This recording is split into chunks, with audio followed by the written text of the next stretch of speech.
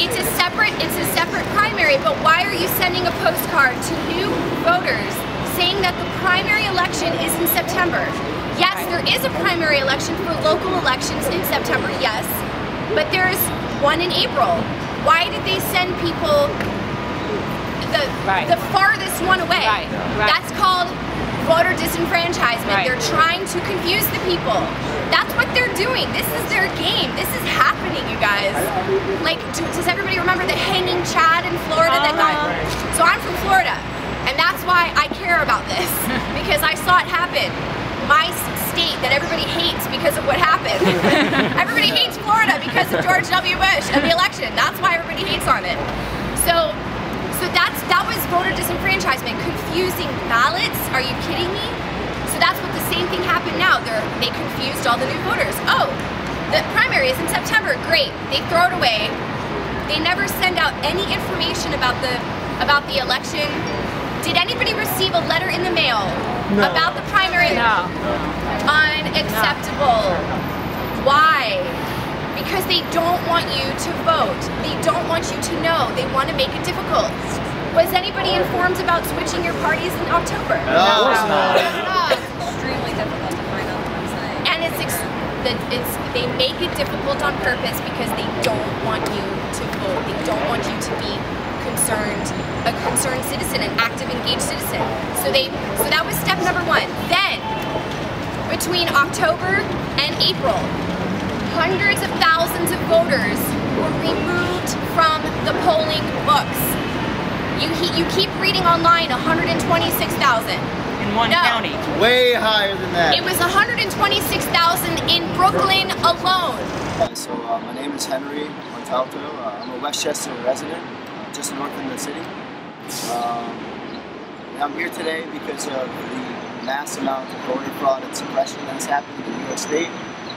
Obviously this isn't the first time, but New York is one of the most politically corrupt states in the country. We have one of the most corrupt political processes in the country.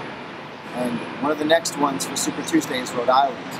So we're here today to bring awareness, not just from what's happened in the past, like Nevada and Arizona and Iowa and to New York, but we're going to take this, it's going to happen in Pennsylvania, it's going to happen in Rhode Island, it's going to happen in Maryland. I've had dozens and dozens of friends be kicked off the ballot, and we're tired of this. So we're here today. We're gonna put a stop to this. Athena, it's my friend Athena right here. So. Hi. We're joining to fight for democracy. That's right. We are. We're joining to fight for democracy. We're here. Can you tell us your story? My story is that my experience with outreach on the street in Brooklyn was like every car, every 4 out of 5 cars was honking for Bernie as I had my banner out. Every cab driver, people walking on the street, and I'm talking about all races. Brooklyn was for Bernie. I was there for days and days and days and days and days. Weeks. Yeah, weeks. Weeks. But the days leading up, more and more people knew about him. You know, there was more and more buzz on the street. Black people were like, oh, Spike Lee, and suddenly he had the black vote. Like between Spike Lee and all the other people, and the fact that Bernie was from Brooklyn, and the fact that he marched with MLK, like as people learned about this, they were on Bernie's side, and then we find out that 130,000 plus in Brooklyn alone. We're not able to vote, and this is also people are not aware. We're not aware. Last fall, that that it was a closed primary, that you could not vote unless you were a Democrat. And, you know, at that point in October, a lot of people didn't know who Bernie Sanders was. And so they didn't get a chance to switch. And then I'm also learning that I had many friends on the street. Many of my friends were doing voter registration. Many of them registered thousands.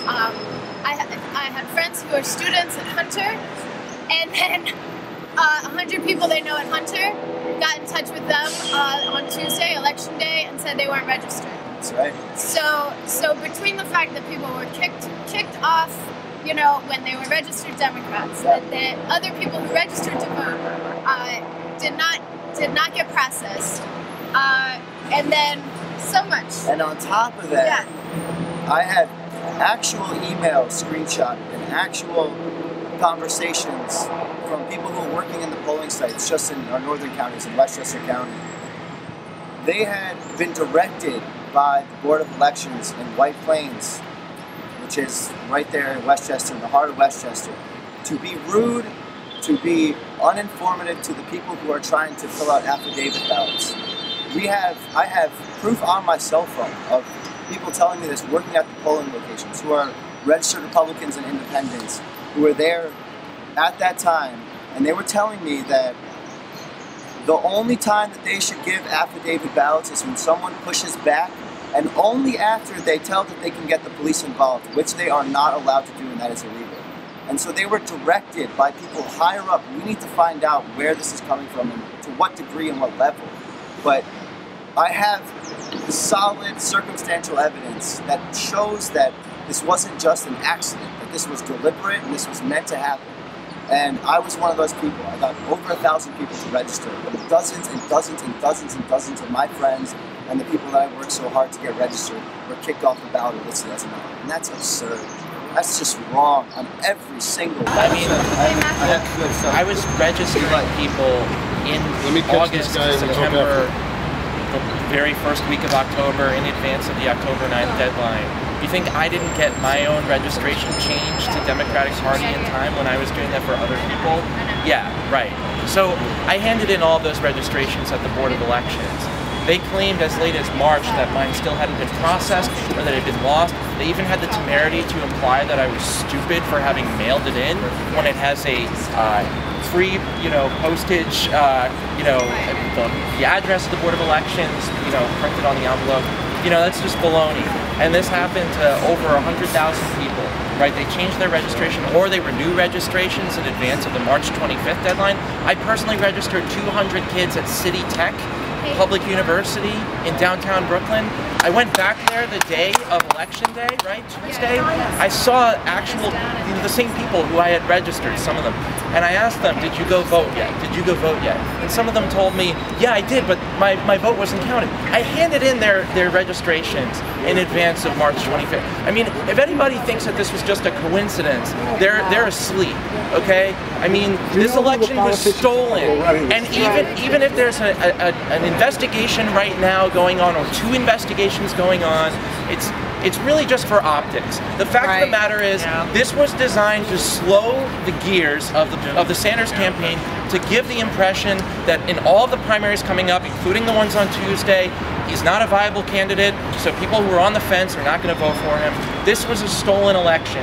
We can't let this happen. We can't let Hillary Clinton supporters claim that we need to quote-unquote unite the party around Donald Trump, who's supposedly a fascist. Ironically, they're resorting to what are really, in effect, creeping fascist tactics. This is not democracy. This isn't even close to democracy. This is the lowest bar of how you define a democracy, is you cast a vote.